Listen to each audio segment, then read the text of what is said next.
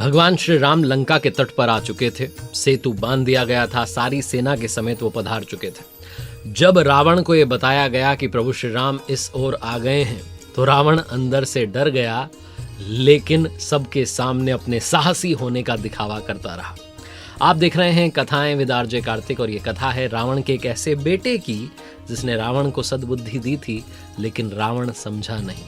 रावण को सिर्फ उसकी पत्नी मंदोदरी ने ही, सिर्फ उसके भाई विभीषण ने ही नहीं, बल्कि उसके बेटे ने भी सद्बुद्धि देने की कोशिश की थी, लेकिन रावण ने किसी की भी नहीं सुनी। रावण को सबसे पहले मंदोदरी ने कहा कि आप विचार कीजिए, जो जगत के पालनहार हैं वो मनुष्य रूप में अवतरित हुए हैं, आप उनसे वैर क्यों रख रहे हैं? आप उनके श्री चरणों में जाकर प्रणाम कीजिए, क्षमा मांग लीजिए, वो आपको क्षमा कर देंगे। उनकी पत्नी जिनको आप हर के लाए हैं वापस दे दीजिए। बार बार समझाया मंदोदरी ने, लेकिन रावण नहीं समझा, उल्टा अपनी पत्नी को ही भला बुरा कहकर वहां से सीधा महल में चला गया। मंदोदरी ने तो हृदय में मान लिया था कि काल के वश में मेरे पति हैं, इसलिए उन्हें अभिमान हो गया है। जब सभा में रावण गया तो श्री रामचरितमानस के लंका कांड में लिखा है, सभा आई मंत्रिन ते ही बूझा, करब कवन विधि रिपु से जूझा, कहीं सचिव सुनु निशिचर नाहा, बार बार प्रभु पूछहु कहा। सभा में आकर के उसने अपने मंत्रियों से पूछा कि शत्रु के साथ किस प्रकार से युद्ध करना चाहिए। तो मंत्री कहने लगे, हे राक्षसों के नाथ, हे प्रभु आप सुनिए, बार बार हमसे क्या पूछते हैं। कहहु कवन भय करी अब विचारा, नर कपि भालू आहार हमारा। कहिए तो जगत में ऐसा कौन सा भय, ऐसा कौन सा डर है जिसके बारे में सोचा जाए? डरने की बात ही क्या है? और मनुष्य और वानर भालू तो हमारे भोजन की सामग्री, हमारे आहार की सामग्री है। जब सब मंत्रियों ने, सब सभासदों ने अपनी बातें कह दी तो सबके वचन श्रवण सुनी, कह प्रहस्त कर जोरी, नीति विरोध न करिय प्रभु, मंत्रिन मति अति थोरी।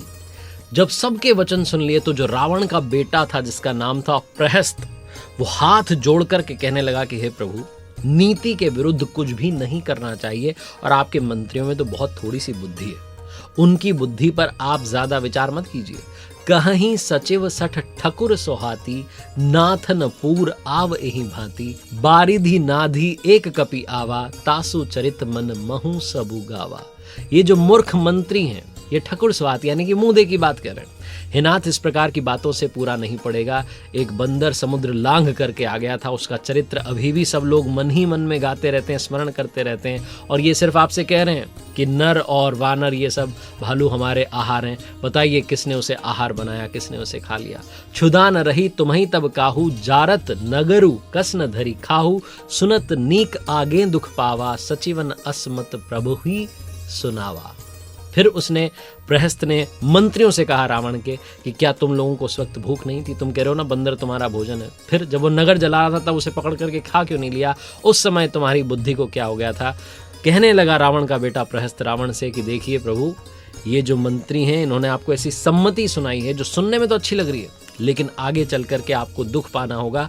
आप सावधान हो जाइए। आप ही विचार कीजिए कि जिसने खेल ही खेल में समुद्र को बांध लिया और जो सेना सहित सुबेल पर्वत पर आ उतरा, बताइए वो मनुष्य जिसे कहते हो कि हम खा लेंगे? सब गाल फुला फुला करके पागलों की तरह कह रहे हो। वो अपने मंत्रियों को, सभासदों को बहुत सुनाने लगा, कहने लगा, तात बचन मम सुनु अति आदर, जनी मन गुनुहु मोहि करी कादर, प्रिय बानी जे सुनहि जे कहहि, ऐसे नर निकाय जग अहि। हे तात, मेरे वचनों को बहुत आदर से, बड़े गौर से सुनिए। मुझे मन में कायर मत समझिएगा, मैं कायर नहीं हूं, मैं वीर हूं, लेकिन आपको समझाना चाह रहा हूं। जगत में ऐसे मनुष्य झुंड के झुंड बहुत सारे लोग हैं जो प्यारी प्यारी मुंह पर मीठे लगने वाली बातें कहते हैं, जो सुनने में बड़ी अच्छी लगती हैं, लेकिन बाद में उन बातों से पछतावा होता है।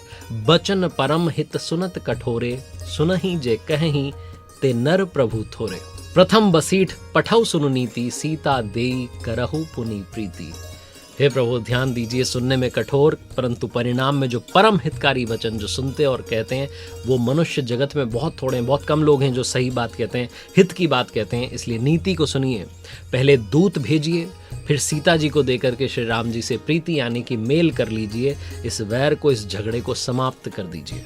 और अंत में रावण के बेटे प्रहस्त ने यह भी कहा कि नारी पाई फिरी जाहि जो, तो न बड़ा ही रारी, ना ही तसन्मुख समर मही, तात करिए हठी मारी। अगर वो अपनी स्त्री पा करके लौट जाएं तब तो व्यर्थ में झगड़ा मत बढ़ाइए। अगर ऐसा नहीं करते हैं, वो वापस नहीं जाते हैं, तो फिर हे तात, हे प्रभु, आप सम्मुख होकर के युद्ध भूमि में उनसे डट करके मारकाट कीजिए, वैर कीजिए, युद्ध कीजिए। ऐसा प्रहस्त ने अपने पिता को, रावण को सद्बुद्धि दी, समझाया।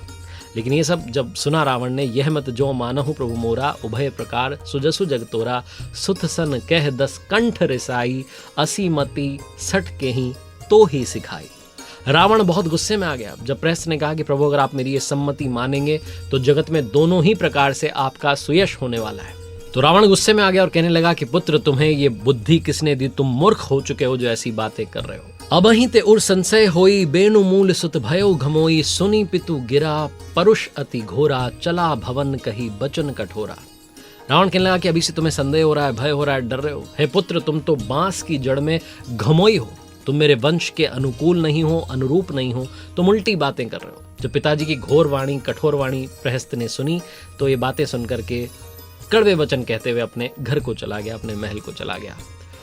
कुल मिलाकर के रावण ने अपने बेटे प्रहस्त की भी बात नहीं मानी, न पत्नी की बात मानी, न भाई की बात मानी, न बेटे की बात मानी। हितमत तो ही न लागत कैसे, काल बिबस कहूं भेषज जैसे, संध्या समय जानी 10 सीसा, भवन चलेऊ निरखत भुज बीसा।